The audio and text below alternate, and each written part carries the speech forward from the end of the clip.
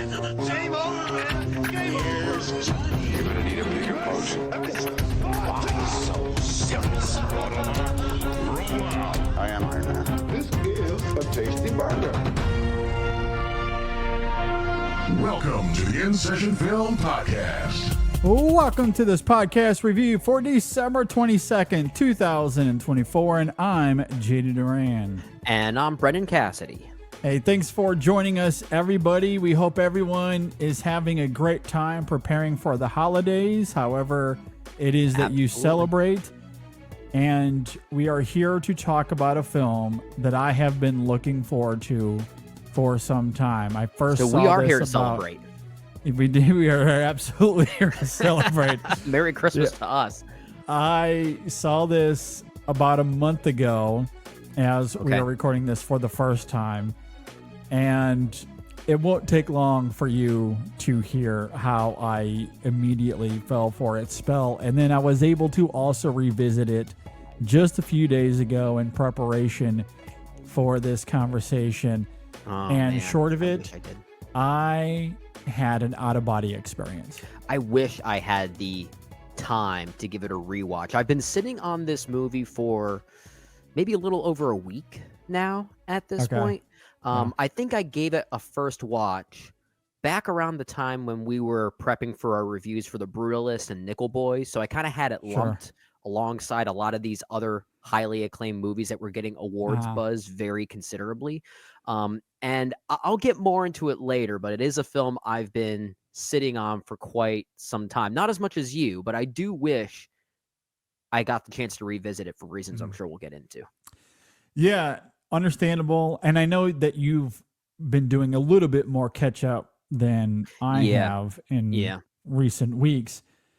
And knowing how I felt about this film, knowing that we were going to give it a review here on the show, I made sure at the beginning of last week when I was sifting through my schedule, I made time for this specifically. I had the time, I had the luxury, unlike you. I know you've been doing a lot more catch up.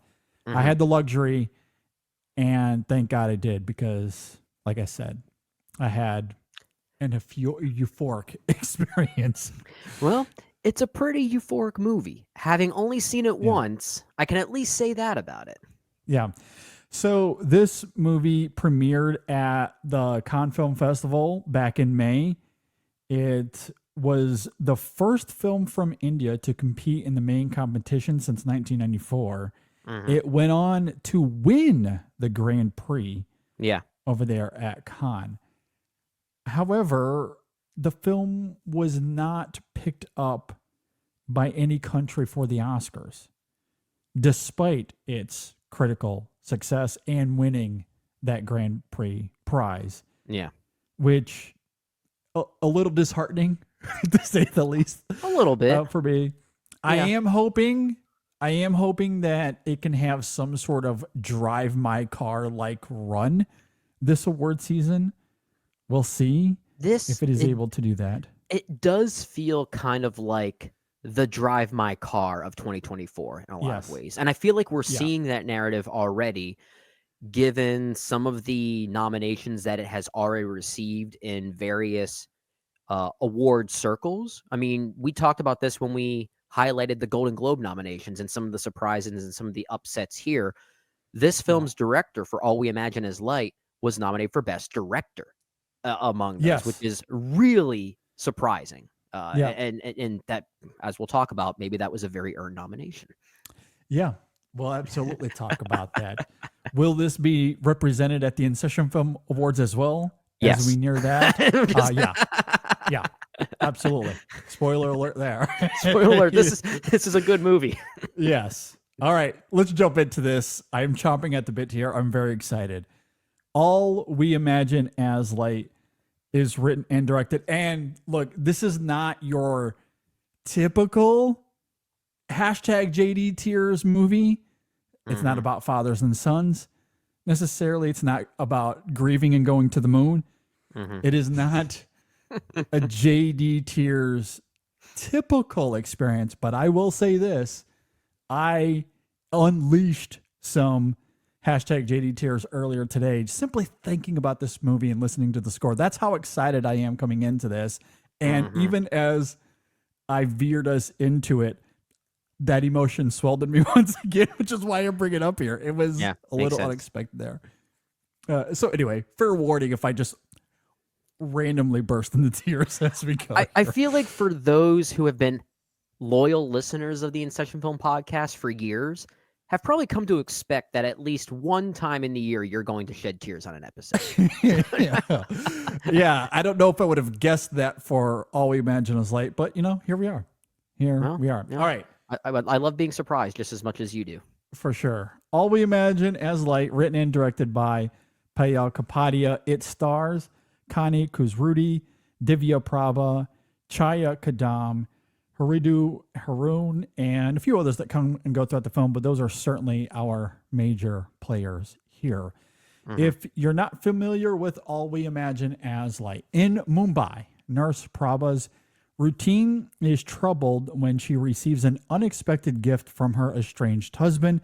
Her younger roommate, Anu, tries in vain to find a spot in the city to be intimate with her boyfriend. All right, let's dive into what all of that means here. Brennan, what did you think about All We Imagine As Light? And that plot synopsis there is decidedly simple because the movie itself is decidedly simple, at least, given its conflicts, if you even want to call it that. And I think that simplicity is why, sort of with what you were saying just a few moments ago, the film just kind of lingers. Like, it just doesn't really leave your mind. And I mentioned earlier in this episode that I first saw this movie about a week or so ago. I watched it alongside heavy hitters in the award season like The Brutalist and Nickel Boys and a few others as well. And this is the one, I'm not saying it's the best of the bunch, but this is the one that has been slowly growing with time as I sit with it. It just keeps getting better the more I sit with it. And I think a lot of it is that simplicity. I find myself uncovering layers and layers with it as I think about it more. Just the central sister-like relationship at play, especially in the back half, as I'm sure we'll talk about. I think what I like the most about this movie is how it really treats the city of Mumbai as kind of the main character. This, in many ways, I think is one of the better, perhaps even one of the best depictions of the struggles of urban life that I've seen in a long time. And the way it gets into the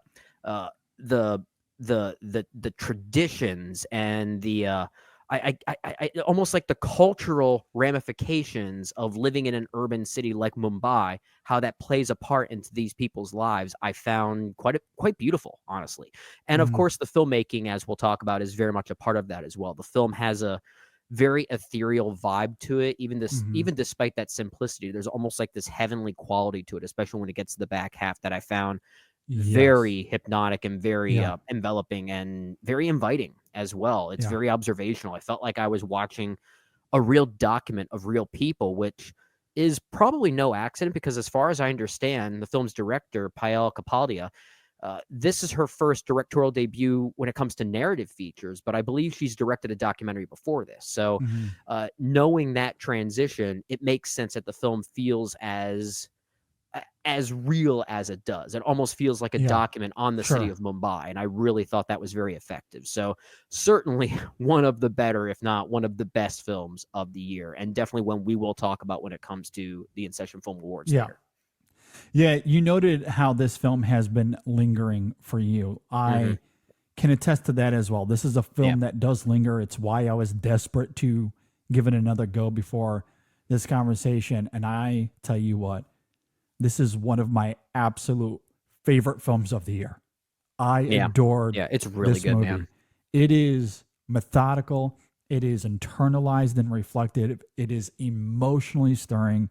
It is beautifully shot. The score and soundtrack is captivating. The performances are astounding. In short, it is a JD movie through and through. It is one of the most evocative films of 2024. We noted when it comes to the In Session Film Awards, this film will certainly be talked about, and one of those is going to be Best Movie Discovery. Payal Kapadia is a remarkable discovery for this year. The craft here is nothing short of sublime, but equally I'm enthralled with the film's thematic fervor and how it uses light and nocturnal aesthetics to grapple with loneliness and geographical dislocation. As you noted there, Brennan, the story here takes place in Mumbai, this massive crowded city that is always moving and awake. And I love the cityscape shots and long tracking shots of the street markets to invoke that idea. And yet, despite the vivaciousness of the city, our characters find themselves lonely and uncertain and disconnected. And there's something about them yearning for life in the nocturnal light that deeply, deeply moved me. Yeah. So when you get to the end of this film, the final scene at the very end, we get our three main characters here of Prabha, Anu, and Parvati. And they're sitting under the lights at this bar. But to your point, it is even more ethereally under the stars of the night sky away from the city. There's multiple lights happening quite symbolically there. Yeah. Absolutely. Sharing a moment of togetherness. It is one of the most emotionally stirring moments of the year.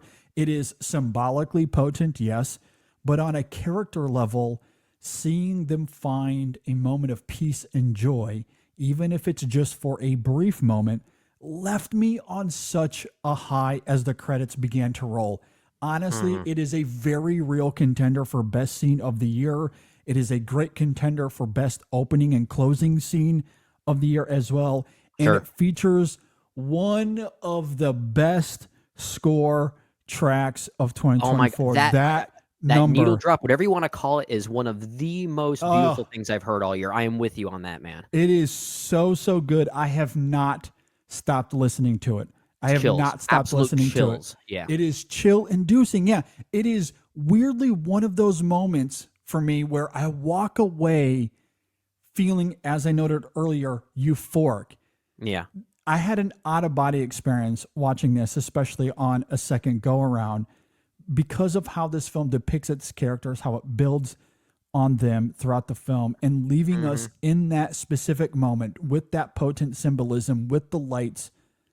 To me, this is what cinema is all about. If you ask me to define cinema in a single moment, that's what this is. This was capital C cinema, and I loved it. Absolutely adored how this film crystallizes, and everything leading to it is immaculate.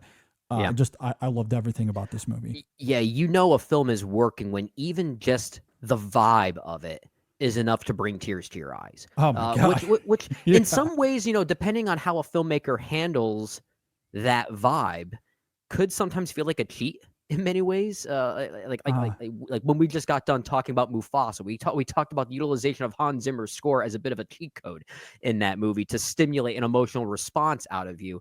But sometimes a filmmaker knows how to do it right as it serves the story that they're telling. And I feel like here it's the right place and moment to let the vibe just envelop you in a way that the movie hasn't quite done yet. Because I'm with you, when the end credits start rolling, you don't want to cut it off. You don't want to leave early. There's always that discussion. Do you stay for the credits? Do you not? Here, you have to stay for the credits just because of the musical envelopment that happens here. It's absolutely wonderful. I agree with you on that. And I do love that scene as well, just as a narrative, or at least as a piece of storytelling, how these characters are all coming together. I'm sure we'll talk about that even further. I love the storytelling choices that are made here from writer and director Payal Kapadia. It's almost like a tale of two halves in a lot of ways. And quite literally, especially given the change in locale that happens in the back half. It's at once very urban and then very almost tropical, very rural, I guess is maybe the way to describe that juxtaposition there, right? But even that first half, which takes place all in Mumbai, that first half is bookended in very specific ways, where you actually have documents, voiceover documents of people that talk about their time in the city of Mumbai, why they left in the first place, and then ultimately why their desires are not being met because of the bigness of this city, because of the cultural and physiological restrictions at play, especially with these women who are very hard workers and arguably built the city in a lot of ways. That can be said about the Parvati character and why she's being evicted from her flat the way that she is, or the young Anu who has to sneak around with this boy that she's seeing simply because there's a difference in cultural beliefs between the two of them. And those restrictions that they feel like they are being held under all within this city is what makes the back half so beautiful and so revelatory. Like this rebirth, this reawakening for them, and the beauty of togetherness in such a small, rural, empty area. I found that really beautiful as well, if I'm being honest. Yeah, absolutely. And I do want to dig into these three characters and the weaving of them here, because that is such a vital aspect to this film as they're navigating their lives in Mumbai before we get to the back half of the film, as you're talking about there. And I do love what the film does with these three characters. And I have to begin by talking a little bit further in detail here about Prabha. This character. Yeah. So she is this nurse who works at a very busy hospital in Mumbai. And again, I love the irony that not only does she live in a big city that is always moving and awake, as we noted earlier, but she works in this crowded hospital that is equally busy and always moving. She has every opportunity to connect with other people. The film certainly gives us that in those early scenes, but we quickly come to find out that she can't, whether that's with her coworkers who invite her to their film nights and get-togethers, or with Anu, who is often at home because she's with her boyfriend, as you were just talking about there, Brendan. And of course, as we noted with the synopsis, her husband is away. He is working in Germany.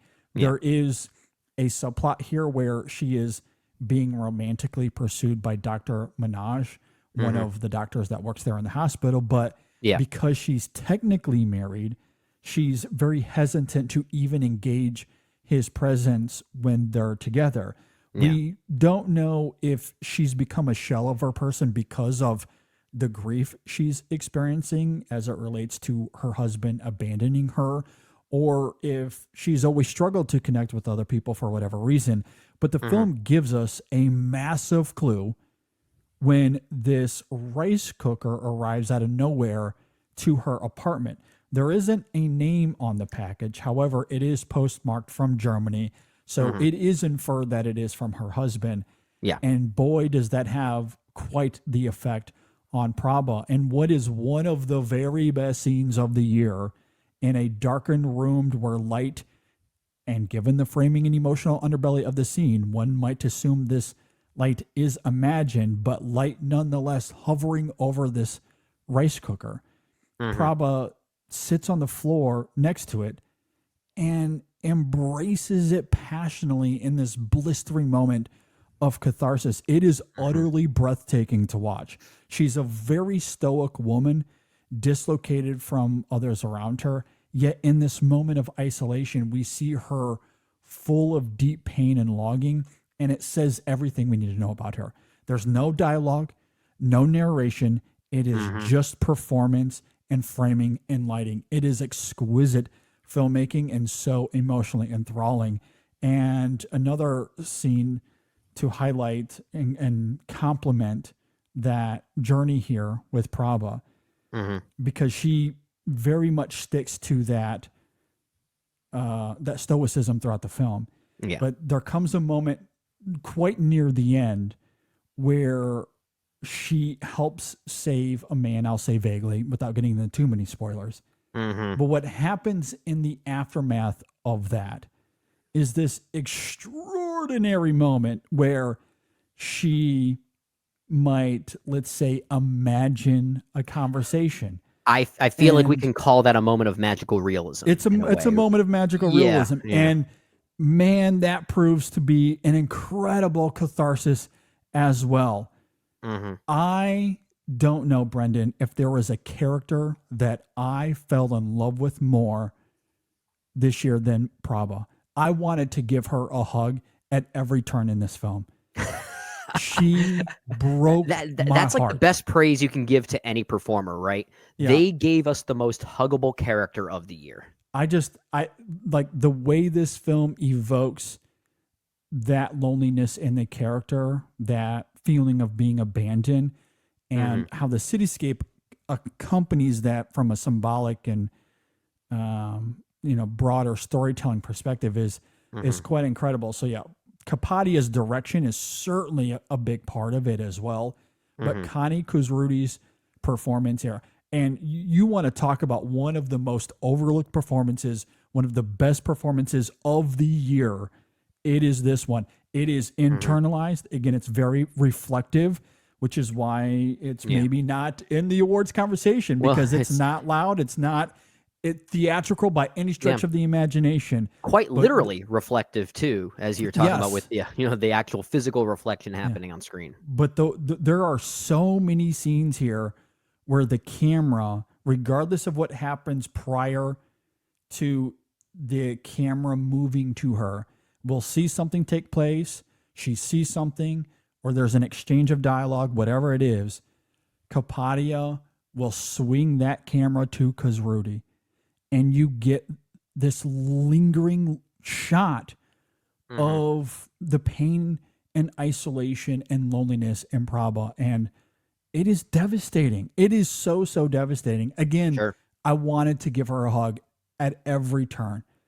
I fell in love with this character. She broke my heart. Phenomenal performance. I agree with everything that you're saying, and I think what complements that even further is the dynamic that Prabha has with Anu, played by Divya Prabha as well. Both giving really good performances, because Rudy is more or less the lead. I feel like of the three, the story mostly revolves around her, but with younger Anu, who is also Prabha's roommate, we should mention, what she is going through with her own boyfriend. I mentioned earlier that there's a bit of there's something culturally dangerous about their relationship because it's established that he is in fact Muslim. So there's already a bit of contention there given Anu's own upbringing, and she even acknowledges that she's getting texts from her mom to try to get this arranged marriage made, which then leads to a revelation that Prabha and her estranged husband, now in Germany, that was also an arranged marriage. So there's an added layer to that yes, she feels abandoned, she feels lonely for all the reasons you're talking about, but there's also maybe this sense of regret that she never got the chance to really know this man in the first place, a huge missed opportunity. And that's where I think the film is, once again, using Mumbai and the culture of this specific location as such a restriction for these women, that it doesn't allow them the choice to really make for themselves of who they want to be, who they want to end up with, who they want to spend their lives with. The arrangement here creates this sort of stifling effect for all of them. So this simple gift that arrives at their apartment creates this huge ripple effect that is very thrilling to watch. Yeah, no, I completely agree. And that's why I wanted to highlight Anu as well, because I do love that she is the reverse side of the coin to Prabha, in the sense that she's very outgoing and vibrant. She's young and restless and headstrong. Yeah, Prabha's kind of the senior officer at this hospital. Anu, I think they established she's very new. Young, very new. Yeah.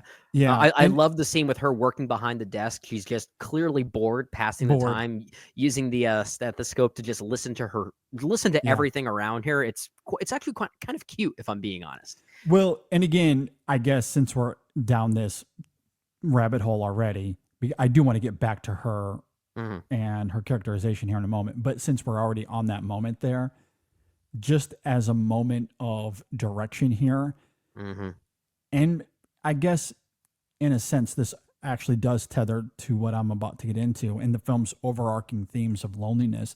Like, she's bored in that moment. All she wants to do is be with her boyfriend. Yeah. And she's playfully toying with the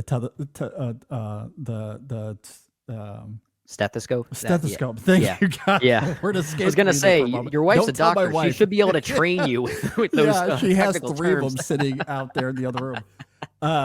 She's there playing with the stethoscope, and the music that accompanies that whole sequence is incredible.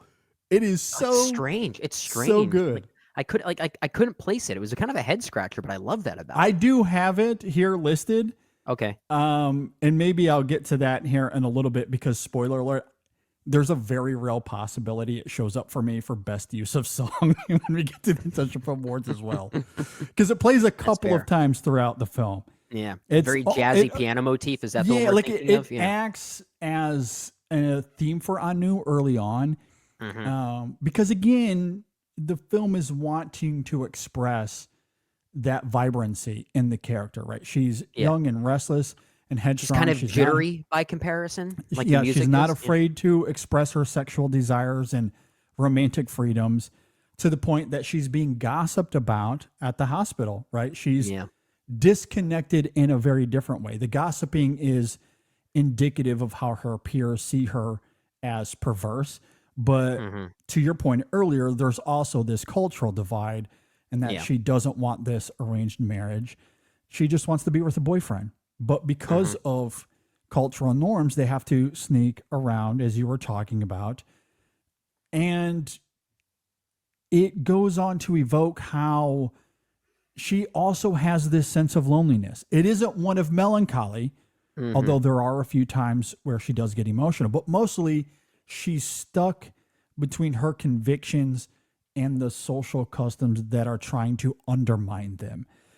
So I do love that about the film, that despite being completely antithetical from Prabha in a lot of ways, she is also stuck in that dichotomy of how the city disrupts, kind of your emotional identity and how that comes through in Anu. Again, it's very different, but still quite powerful here, I think. Oh, absolutely. It's why I love, and I'm sure you have this scene highlighted as well, wanting to discuss. So sorry if I'm jumping the gun just a little bit, but what you're talking about there is why I love the cave scene towards the end of the film. Yes. That oh, my gosh. Yeah. That Anu has with her boyfriend, Shiaz, played by Hridu Haron. And hopefully we're pronouncing these names right. We want to give credit where credit is due.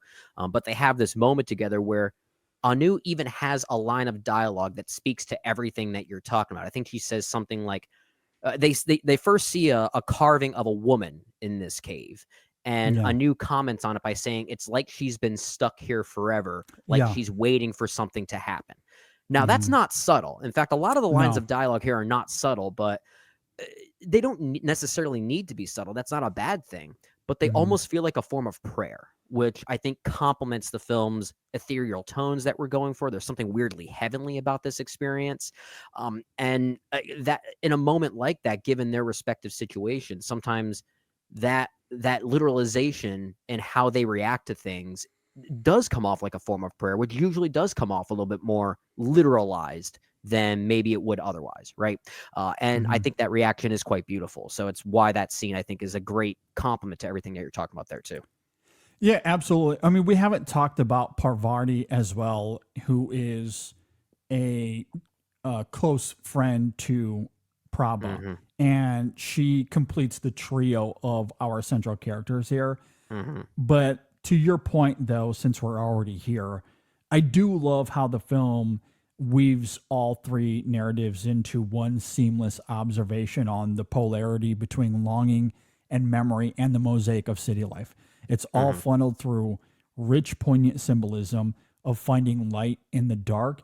And by the end, it is incredible how Prabha, Anu, and Parvati feel like old friends that come together to find hope once again. There is a fullness to it that left me so galvanized, as we talked about earlier.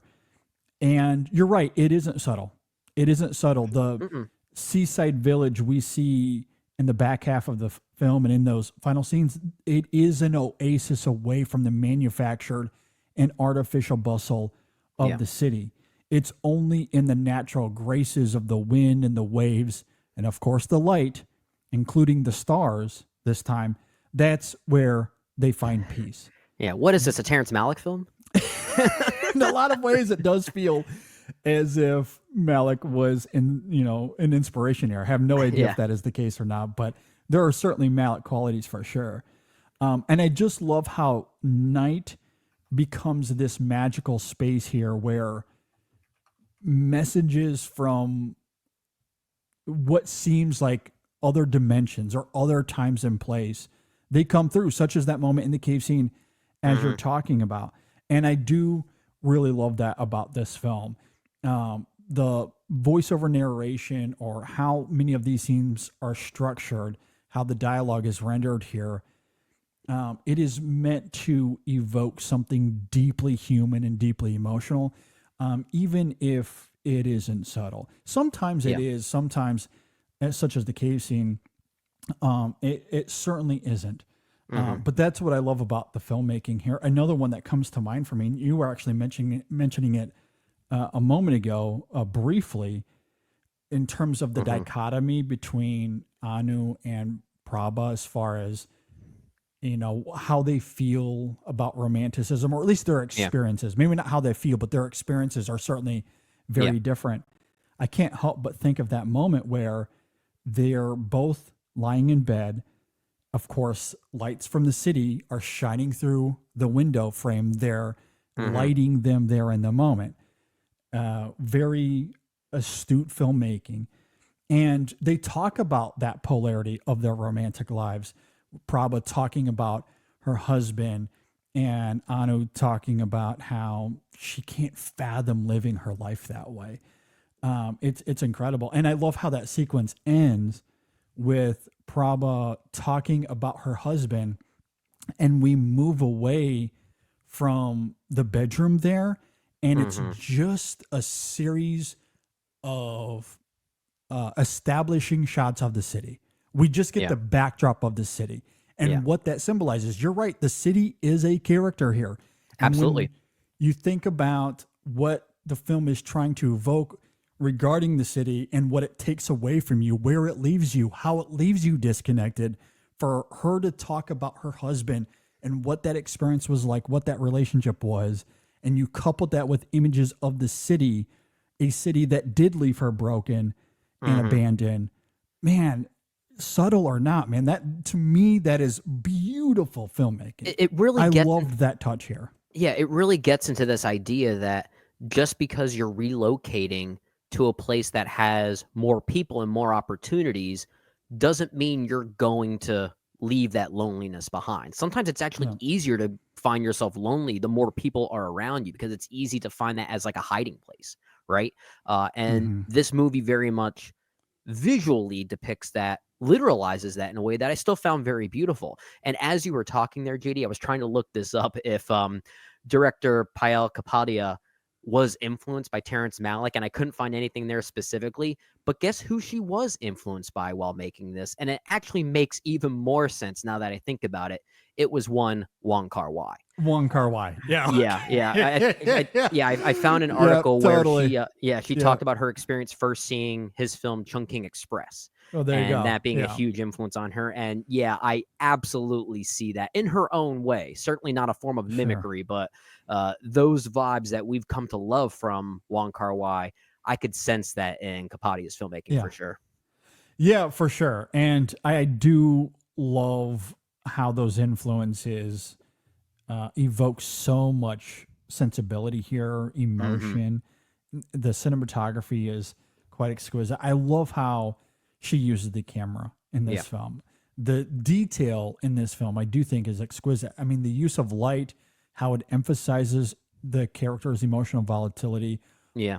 All of that is fantastic. She has such an eye for detail and for specificity. Like, there's a lot of visual storytelling going on with this film. And you mentioned the final shot of the film, which I agree is one of the best final shots I've seen in any film all year. But there's a literal split happening in that shot between the lights of this restaurant, this small restaurant that they're at, and then the lights of the night sky, splitting the difference between the artificial light and the natural light. Really, really profound stuff.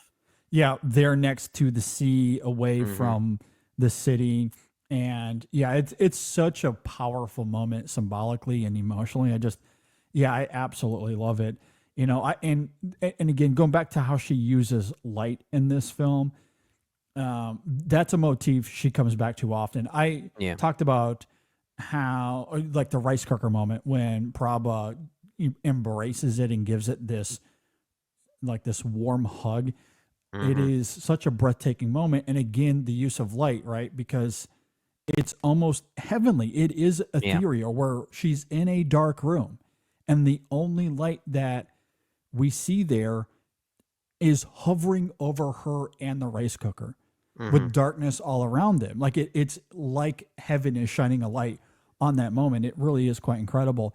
Or I think of Anu, where out with her boyfriend, they have that moment there in some sort of garage where they're kissing. Yeah. We come back to the apartment. She's lying in bed, and you get that shot of the light from the streets hitting Mm-hmm. her face as she's lying there in the bed. Or I think of the moment of Prabha bringing, she earlier in the film she gets this poem from the Dr. Minaj character, Yeah. and she wakes up and she's using her phone light to read this poem, something Mm-hmm. intimate that he would have wrote, privately.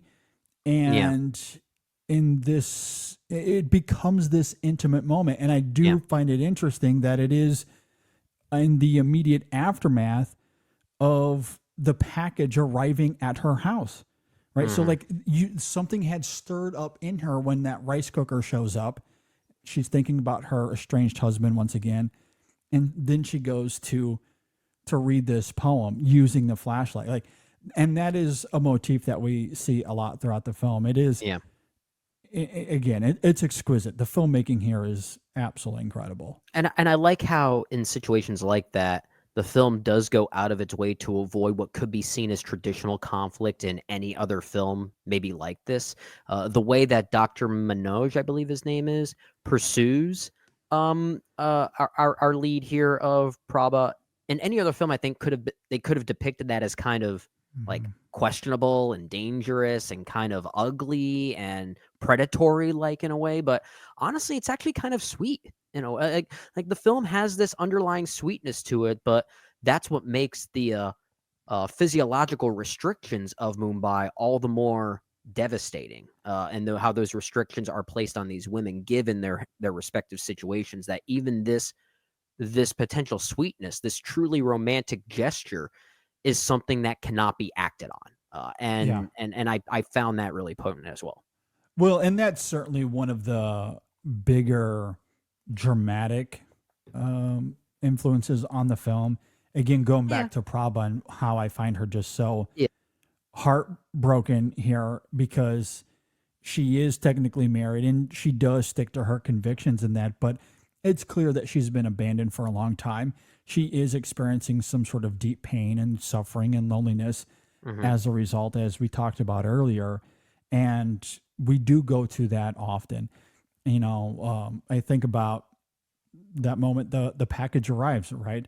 Yeah. Where the camera, once Anu reads that it was made in Germany, that's what she says, and the camera simply pans to her face Prabha. just drops. Oh Yeah. my gosh. It's killer. It's absolutely killer. That's how you do a reaction shot.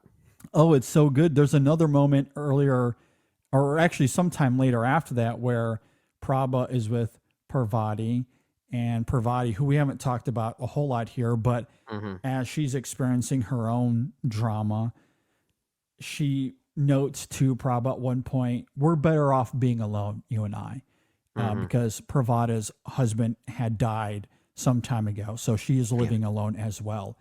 And again, when she says those words, there is a pan to Prabha, and her face drops once again. Or I think about even the moment when she tries calling her husband. Yeah. And he doesn't answer. Of course, it goes to voicemail. And the deep look of disappointment on her face is excruciatingly heartbreaking. It is absolutely devastating. So like I just, as much, I love the use of light and shadow here. It's phenomenal. But how the camera emphasizes the performances, it's just so good. So good. When we talk about movies not just being things to see, they're also things to feel. This is a perfect example of that.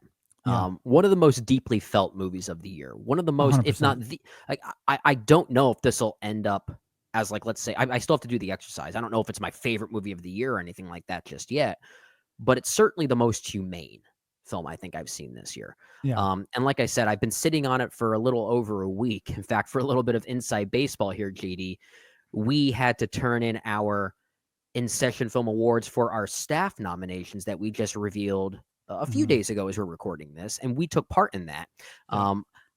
I was still very fresh on this movie. I did include it as one of my nominees for best foreign language film, but I left it off a lot of other ones because I just didn't know. It was still lingering very prematurely, and now I'm realizing I may have made a mistake. Which is what it's a good. This is you what have makes time before we get to the podcast version. This is what makes our award show so special, is because I've got some time and I can hopefully remedy that and consider that my official nominees when I include this one in a few more categories. Yeah, I've talked about quite a few categories already that it's going to be in, and I think it'll show up in no less than 4 or 5 categories, maybe more. We'll see as we go. I gotta say, you know what's also disappointing about this too? Of course, no knock on the movie, but we were getting to a point with this year where I felt like, wow, this year was very different than most others. JD and I might have completely different top 10s by the end of the year. And now we're getting to these heavy hitters. I'm like, maybe not. Yeah, maybe not. Maybe we'll once see. again will share the same brain. Yeah. No, like I do think that there's going to be some crossover. I'm really curious what that 11 through 20 looks like, because I think maybe we'll have maybe quite a bit disparity there. I'm curious. I am curious. I think you're right. I think with some of these heavy hitters, I think you're right. That's a good point. I think we may have just as much crossover as we usually do for our top 10s, but if we extend it to our top 20s, I think that's where things might get interesting, because it's been one of those years where a lot of films fell in similar grading scales for me. And I responded very differently to some of them than I would have in any other year. So that will be a very interesting thing to see. I can't wait for that when we get to our award show. Very shameless award show plug once again. So hopefully you tune in for that. Yeah, did take away from the conversation slightly here. Sorry. I do, no, all good. No, it's fine. I do want to circle back to the movie here quickly, because I do want to talk more about the filmmaking, and I want to maybe get into some detail about the ending of this film. But quickly, I do want to speak to Parvati, because I do think she's equally a big part of this film and worth talking about here, especially in relation to the city and how the city acts as a character, right? Because Parvati works in the hospital. That's how she knows Prabha and Anu, and she works as a cook there.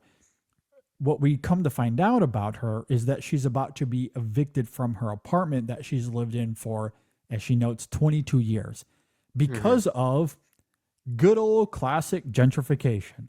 Yep. That, part of it is that Parvati can't find the papers necessary for proving ownership of her apartment, as that's something her late husband would have taken care of. I believe that's what she says anyway. Yeah, I think everything was in his name, so there was no way to tie her to it in some way.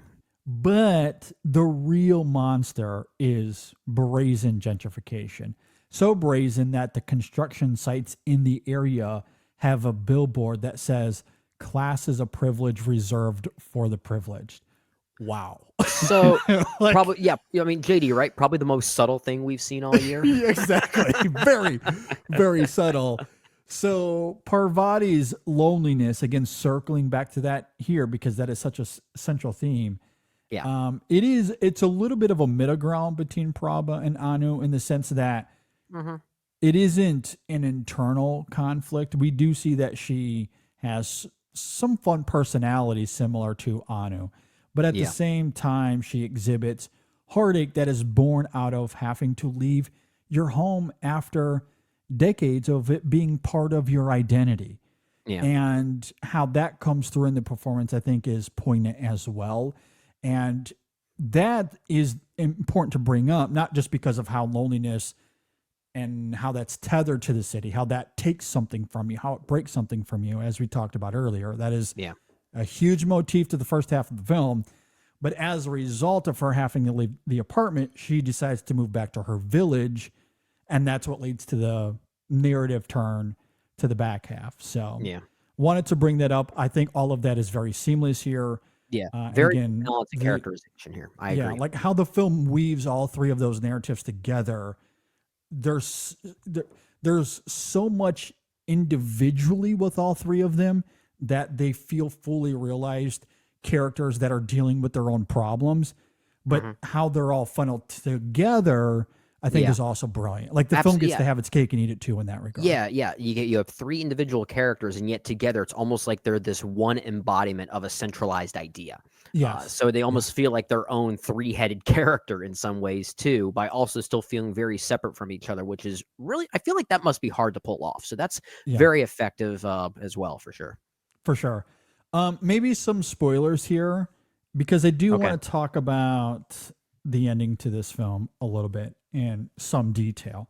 Gotcha. So we get that moment where, we talked about earlier, Prabha, speaking of Prabha, she saves this gentleman that they found in the ocean, like floating in the ocean. She gives him CPR, saves his life. We cut to a moment where he's recovering and she's in the room with him, watching over him, taking care of him, and cleaning his wounds. And at one point he wakes up and they begin to have a conversation. And initially he's very confused, doesn't know what happened. And it is pretty straightforward in terms of the storytelling of this film and their relationship to each other. And then you get this incredible moment where Prabha is looking out at the sea from the window and the camera is to her back.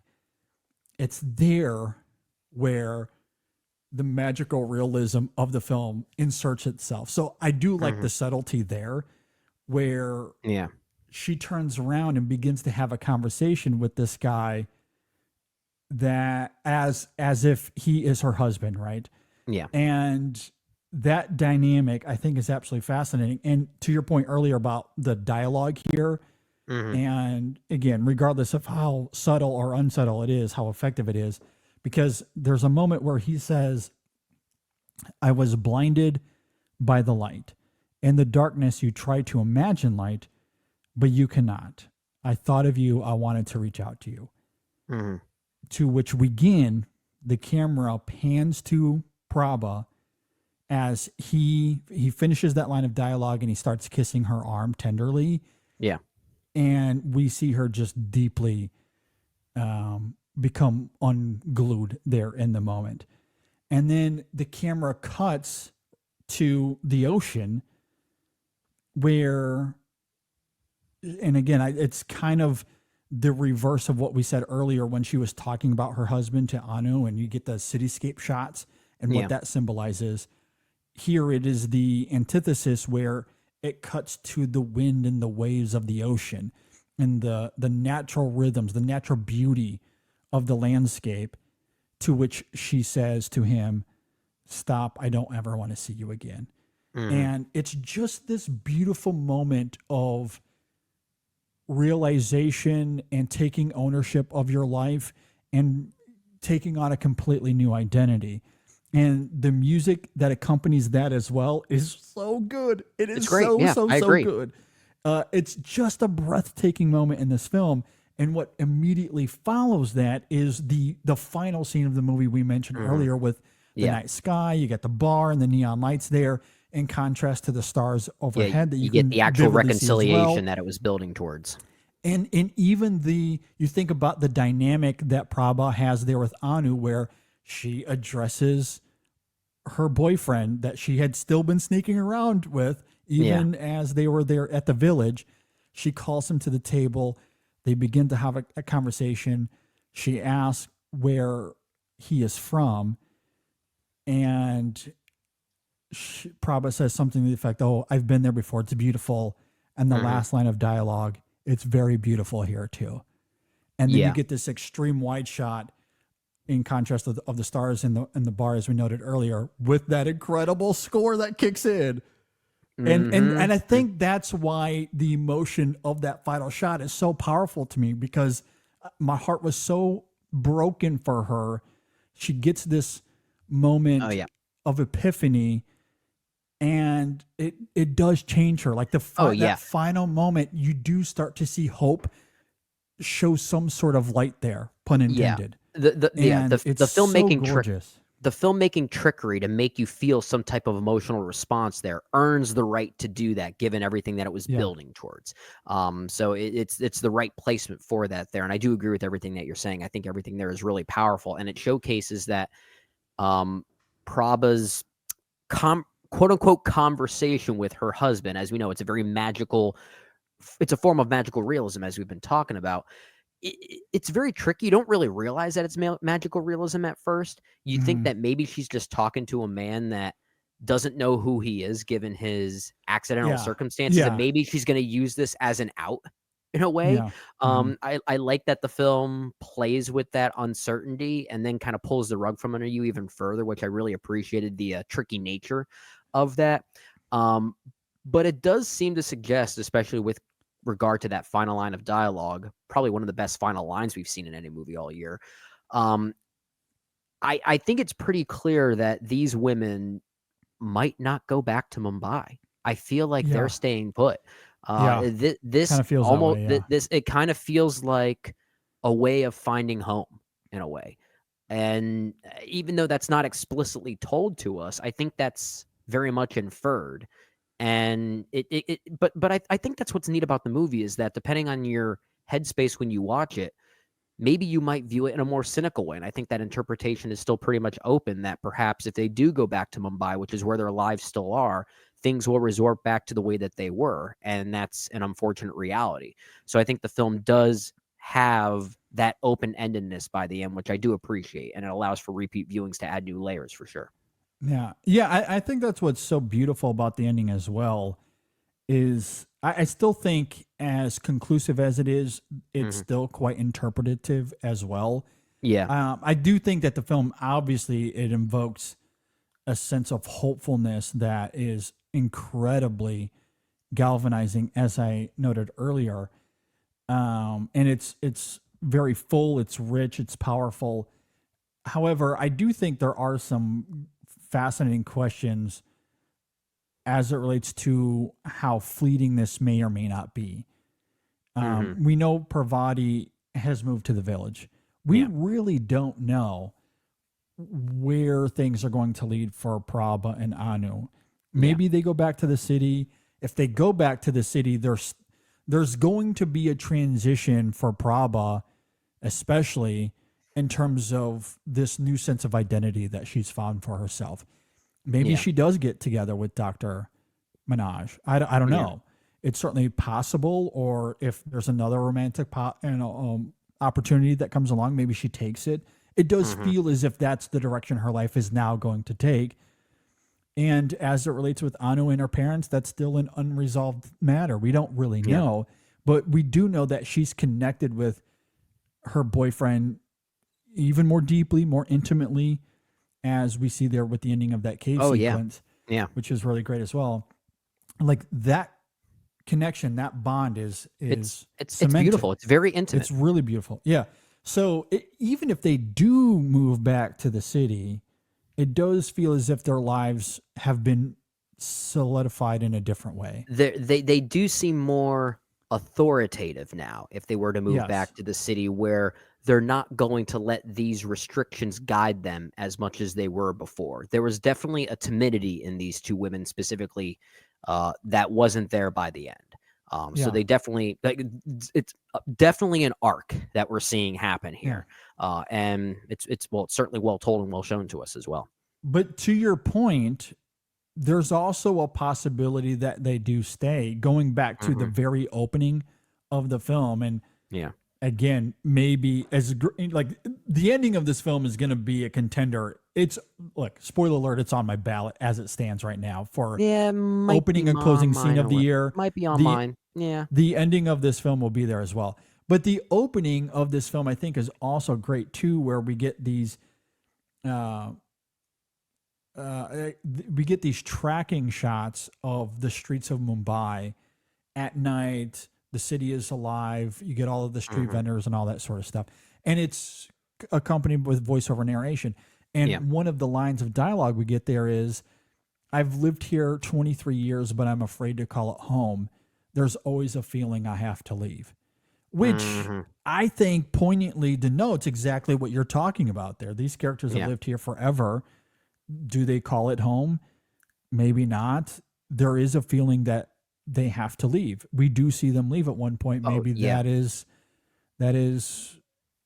where they decide to end up. There are many lines of dialogue I found myself just writing down because I didn't want to forget them. That was one of them. And to, I guess, tie to that one in a way, one of the forms of voiceover that we hear, I think it's actually at the midpoint. I mentioned how the first half is sort of bookended by these what almost sound like real life documents of people that moved to Mumbai for various reasons and what their experiences were. And one character says, or one person says, some people call this the city of dreams, but I don't. It's a city of illusions. Yeah. And again, very literal, very on the nose, but a good filmmaker knows how to make that felt in a way where you just fully believe it and understand it. And that's what happens here for sure. Yeah. Another line, I guess, to continue the trend here, I didn't realize how much time has passed. The city takes so much from you. Another one of those maybe on the nose lines of dialogue here, but very potent as it relates to these characters. And I do love that Kapadia does contrast those lines with, there's another character that says at the beginning of this film, there's money and work in the city. Why would anyone ever leave? I just had my heart broken, but the city helps you forget these things. So I do love how she does throw in a little bit of contrast to remind us or denote that despite what the city can take from you, the antagonizing, the way it feels you isolated and lonely and broken for a lot of people because of what it can offer, it makes up for those things. Like we obviously don't see that with our characters, but I think it's an interesting line of dialogue to open this film in bringing up some sort of debate as far as, what the city takes from you and how it can affect you in different ways, I guess. Yeah. And maybe what it gives you in a more materialistic sense is something that maybe some people are looking for, and they're able to, get by for those reasons. So yeah, you're right. It's a pretty interesting contrast. I think Kapadia is at least willing to listen to both ends of that argument for sure. Yeah, and then I guess as my last note here, I just want to reiterate the cinematography and the textures of this film. I love the blue and yellow hues throughout. The use of light and shadow is astounding. We've talked about many examples. One that I think we need to maybe mention here because it is one of the stills that is available for this film, and I think it's actually on one of the posters as well. Okay. Is that scene of the nursing staff watching the training video, and the light from the projector streams above their heads and reflects off their faces, illuminating them.